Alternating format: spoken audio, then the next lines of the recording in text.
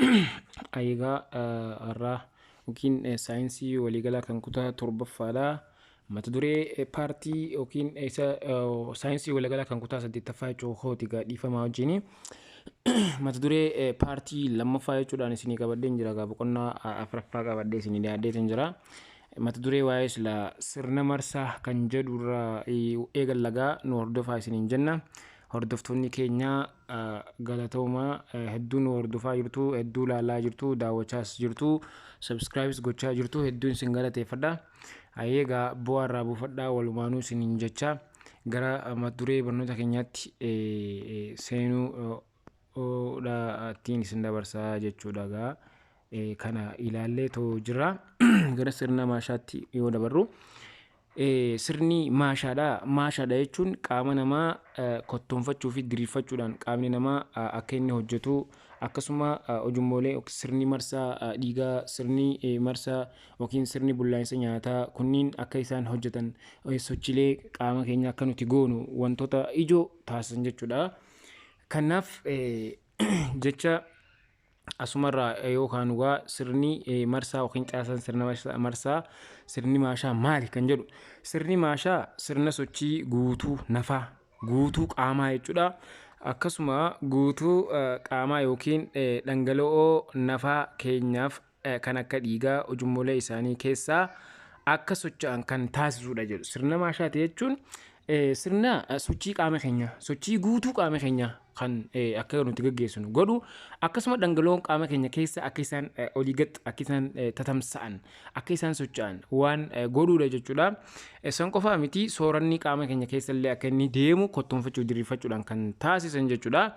Akkasumas maashaaleen hargansuu raawwachuudhaa fi hargansuu raawwachuu fi akkasuma nyaata ujummoo nyaataa keessa sochoosuuf illee gahee olaanaa qaba jedha.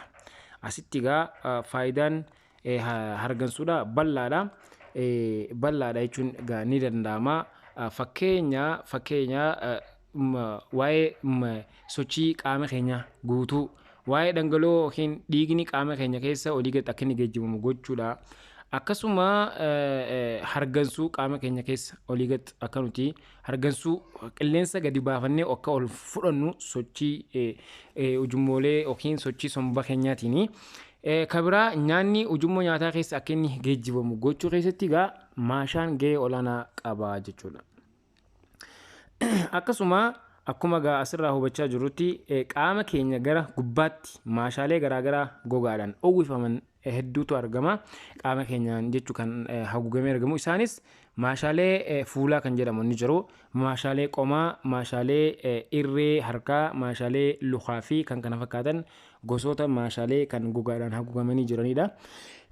Akkasuma amaloota maashaalee yookiin amaloota addaa seelota maashaa yoonii fi ilaallu tishuuleen maashaa kan irraa ijaaraman jechuudha. Seelota qaqallatanii dheeratan kan faayibiroota maashaa jedhaman irraa kan isaanis kan irraa uumamanidha jechuudha. Faayibiroota maashaa kan jedhaman irraa isaanii jechuudha. Akkasuma egaa isaan kana keessatti jechuudha maaltu jira? Maashaaleen faayibiroonni maashaa bu'uura caasaa fi dalagaa maashaati. Faayibiroota maashaa gizee jennu bu'urri dalagaa fi caasaa maashaadhaa maali yoo nuun jedhan faayibiroota jennee deebisuu dandeenya. Faayibariidha jechuun maali? Faayibarii jechuun bu'uura caasaa fi dalagaa maashaaleeti jechuudha. Faayibiroonni maashaa seelota biroo irraa amala addaa sochiif ooluu danda'u kan qabudha. Faayibiroota maashaa jechuun amala addaa seelota biroo irraa adda isaan taasisan kan qabu jechuudha. Amalli addaa kunis dandeettii kottoonfachuu fi diriiruu qabaachuu isaati jechuudha. Qabaachuu maashaaleeti. Sababa dandeettii kanaa irraa kan ka'e caasaan maayoo filaamentii jedhamu seelii keessaa kan qabaachuu isaa agarsiisudha jechuudha. Sababni dandeettii kanaa immoo caasaa maayoo filaamentii jedhamu seelii keessa qabaachuu maashaalee kanaati isaan agarsiisa jechuudha. Maayoo filaamentii jechuun akka qixa sirriitti kottoonfachuu fi seelota qixa sirriitti akka isaan kottoonfatan, qixa sirriitti akka isaan diriirfatan isaan taasisan keessaa tokko jechuudha. So akkasuma gosoota maashaaleeti. Maashaalee gosa meeqaa jira? Maashaalee gosa 3 jira. Maashaaleen kunniinis caasaalee fi dalagaalee isaan irratti hundaa'uudhaan maashaaleen bakka 3tti qoodama jedha. Isaanis maashaa injichaa yookiin maashaalee lafee jechuudha. kan lafeedhaan maxxananii argaman jechuudha. Maashaa saffaa yookiin maashaa lallaafoo keessa sirna bullaa'insa nyaataa qaamolee sirna bullaa'insa nyaataatii fi sirna marsaa dhiigaa keessatti argamu jechuudha. Kan biraa maashaa onneeti. Inni sadaffaadha. Maashaan onnee jechuun ammoo maashaa dhaaba onnee qofa irratti argamu jechuudha. Isaawwan kanneen tokko tokkotti yooniif ilaallu maashaa injichaa yookiin maashaa lafee kan lafeedhaan maxxanee argamu jechuudha. Maashaaleen injichaa maashaalee maaliiti? Maashaaleen injichaa kana keessatti maashaalee injichaa maashaalee lafeewwan irratti ribuu maaliitiin ribuutiin hidhamanii tishuu ribuu jedhamuun hidhamanii kan argamanidha. Lafeewwan irratti tishuu ribuu jedhamuudhaan kan maxxananii argaman yommuu ta'u maashaa lafee jedhamuunis ni waamamaa jedha. Lafeedhaan maxxananii waan argamaniif jecha maashaa lafee jedhamuunis ni waamamuu jedha. Maashaaleen kun kottoonfachuu fi diriiruudhaan sochii qaamaa uumuu keessatti gahee olaanaa qaba. Maashaan kun maaliif gargaara? Kottoonfachuu fi diriirfachuudhaan sochii qaamaa ce'uu, taa'uu, ka'uu, deemuu kana keessatti gahee olaanaa qaba jechuudha.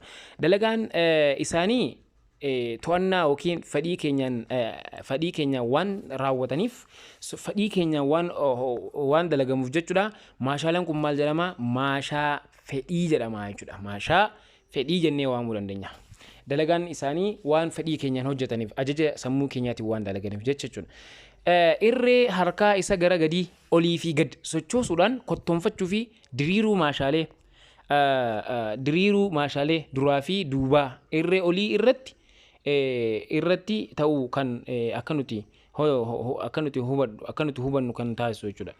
Kanaaf irree harkaa isa gara gadii maaliif godha? Olii fi gad akka inni socho'u.